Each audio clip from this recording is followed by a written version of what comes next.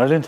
Shiko, ajo që ka bërë Erion Velia nga burgu, i ngjan çik asaj që bëjnë kapomafiat kur futen në burg, që megjithëse shkojnë në burg, kur nuk futen në izolim të plot, janë ende nën kontroll dhe drejtojnë organizatën mafioze që nga burgu. Edhe ky kontrollon dhe vazhdon të organizojë skuadrën mediatike, politike, kështu me radhë nga burgu. Tani nuk e di nëse në Shqipëri ka ndonjë urdhër gazetarësh apo etik gazetari, por kur ti e mendon që ata që kanë shkruar kundër prokurorëve, plas që shkruajnë si të paguar drejt për drejt, jo që kanë një qëndrim konsekuent kundër prokurorëve dhe kundër gjykatëve, nuk e di si mund ta quajnë veten gazetar. Do thënë njerëz që futen direkt në rol dhe janë pjesë e strategjisë së propagandës së Erion Veliait. E dyta që dua të theksoj është fakti që vendimi i sotëm ja rrëzon komplet narrativën e Edi Ramës. Çfarë ka thënë Edi Rama deri më sot? Janë dy vetë, një prokuror dhe një gjykatës që janë berishistë. Gjithë sistemi ishi mirë, ka thënë ai, po janë dy berishistë që janë futur në sistem edhe po na persekutojnë ne. Dhe i kanë rënë pikërisht këtij ata dy. Tani doli një tret, më kupton? Tani çfarë do thotë? Është dhe ky berishist do dalë një 4, një 5. Pastaj gjithë berishistë kanë kapur spakun. Berisha thotë që ky është ramist. Interesant është fakti që vetë berishistët këta e akuzojnë si të majte, si komuniste, lexoja ca te syri, i birja, i nipi, i këtij, ku diun se ç'ligjeni ca origjinë familjare.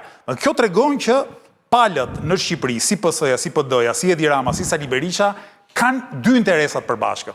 E para, të bllokojnë institucionet e drejtësisë, që mos u shkojnë t'i trokasin te dera, dhe e dyta të shërbejnë oligarkisë. Kjo shërbimi te oligarkisë bëhet më fshehtas, është në rrogoz, zbërthehet me këto leje të ndërtimit që marrin njerëz edhe pranë Sali Berishës, ndërkohë që sulmi ndaj prokurorëve dhe gjykatësve bëhet hapur, bëhet në mediat e tyre. Ti mund të lexosh një portal të Endri Fugës edhe syrin Qimpekës që godasin të njëjtin gjykatës se cili për hesap vetë. Njëri sepse i dha masën e sigurisë me detyrim paraqitje Sali Berishës, tjetri sepse futi përsëri në burg. Është edhe një provë që spaku është bërë i pavarur, edhe gjyqtarët, një pjesë gjyqtarë. Dakor, tani. Çfarë do thotë, unë do të them çfarë do thotë Edi Rama tani? U bëm 3 berishistë, do bëhen 5 berishistë, 15 berishistë, gjithë spakun e ka Berisha, çfarë kuptimi? Arlind, nuk kemi me, kjo mund të jetë një temë shumë e gjerë, dhe ne e marrim javën tjetër. Tani, kishte një gjë shumë interesante, qofse V3, kolegja Grida Duma kishte dhënë një shpjegim. Dhe çfarë thoshte? Thoshte që nuk e kam pyetur unë, thoshte, por zyra e shtypit të bashkisë ka komunikuar me redaksin, prandaj ka dalë dhe emri im dhe emri Top Channel. Tani ka një problem. Zyra e shtypit të bashkisë është zyrë e shtypit që paguhet me taksat tona për t'i shërbyer një të burgosuri, apo zyrë e shtypit e bashkisë, e cila duhet flasi për punët e bashkisë. Është e partisë, jo e bashkisë. Atëre, pse shpjegohet kjo? Kjo shpjegohet se Preci bëri përpara një pyetje, jam i çuditur, tha si ndodhi kjo. Unë s'jam i çuditur fare. Se janë ato parate mëdha, inceneratorëve të 5D-s. Ndahen Preci ato se ti nuk e di, se ty nuk ka afrohet njëri për të dhënë. Dhe ato thonë çfarë të duan. Do ta sqaroj, nuk thash jam i çuditur. Jo, po nuk e ka. Jam i çuditur për mekanizmin, drejtësia jonë, domethënë për. Në rregull. Nuk jam i Po ta thotë që për persona që janë në statusin e burgosur si mas arrestit. Në çfarë game komunikimi kanë ata? Janë të burgosur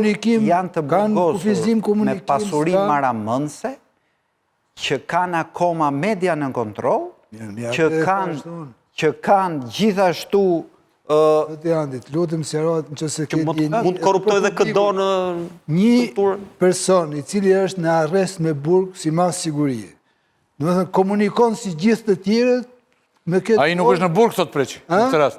Pra, këtë nuk e kam qartun. Se nëse e ka drejtë... Ai nuk është në burg, nuk ta lënë. Se unë kam qenë njëherë 10 orë, vetëm 10 orë kam qenë komisariat, se më kapën për një protestë pale, nuk ta lënë celularin, më kupton? Me letra mund të komunikojnë. Me letra, po, dakor. Ky thonë ka rregull me celularin e Alqi Bllakos dhe me një aty burgosur të tjerë. Edhe ata kanë pasur burgos, por ja kanë lënë dhe për t'i bërë gropën më keq. Tu është skelja, ai ka rënë ngras ndoshta, por çdo gjë që lejohet, një i burgosur është drejtën e vet ta përdor maksimum. E fundit Bushat lexojnë të ndihmon për t'u arratisur, po kupton? Ta thënë që ka folë dhe nga komunikimi. Bushat ti lexojnë shkrimin tuaj, ju mendoni që ky është fundi politik i Erion Veliait?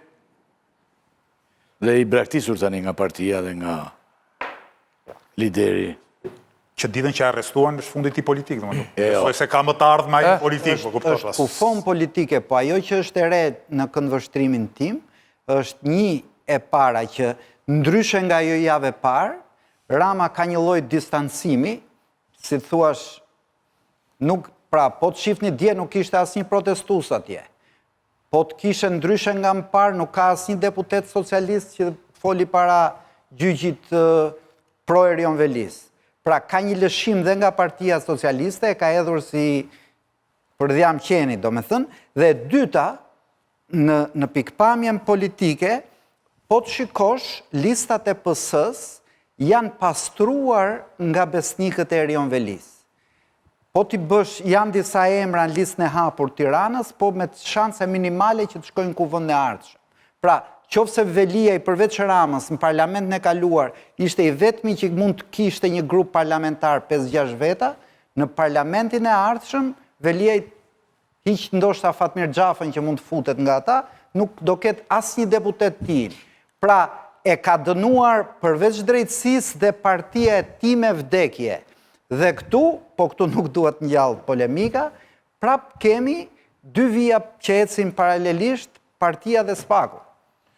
Jo, shiko, ajo Rama hoqi dorë nga mbrojtja e Velis sepse më shkruan një miku i emisionit e juni që kjo që të Bushati me vërtet duket pak sepse Mirëmbrëma thotë Zef Preçi sot në kuvend u miratuan dhe 2 shtyrjet e afateve të komisioneve të posaçëm dhe të disiformimit të Xhafaj dhe Erion Braçës me 73 vota pro, asnjë kundër dhe abstenim. Domethënë shpata e Demokleut rin nga dishmëri mbi Spak. Jo, ajo çfarë bëri Rama, besojnë, Rama bëri gabim trashanik në fillim. I doli mbrojtja Velia dhe sulmoi Spakun. Dhe për ditë me radhë ai u ekspozua shumë keq. Ai doli shumë dobët dhe gjithë filluan të perceptojnë që ky tashmë e hëngri. Dhe tashmë ai hoqi dorë nga kjo lloj strategjie se kjo do ta çonte në gremin. Se prandaj kanë duar retorikë. Ikim problemin në ditë e ardhshme, ne do të jemi Preç, jo do jemi në ditë e ardhshme. Ka pas dhe i sondazh këto. Po se na ikim emisionit. Okej. Se kemi thelbin të unë e futa për shkak që e kisha pjesën e parë. Tani, 2 bunkerët e Ramës dhe Berishës. Po. Çfarë ka bërë Rama me të besuarit e Veliajt në listën e Tiranës? Ku janë ata? I ka fshirë? Kush e ka parë nga ju me imësirë Bushat? Ka, në pjesën e listës hapur në Tiranë, ka 5-6 veta që njiheshin si mbështetës të Veliajt. Dhe që ishin dhe deputet në parlamentin që po mbyllet. Por po të shohësh, Partia Socialiste në Tiranë mund shkoj nga 4 në 6-7 deputet që do futen nga listat e hapur.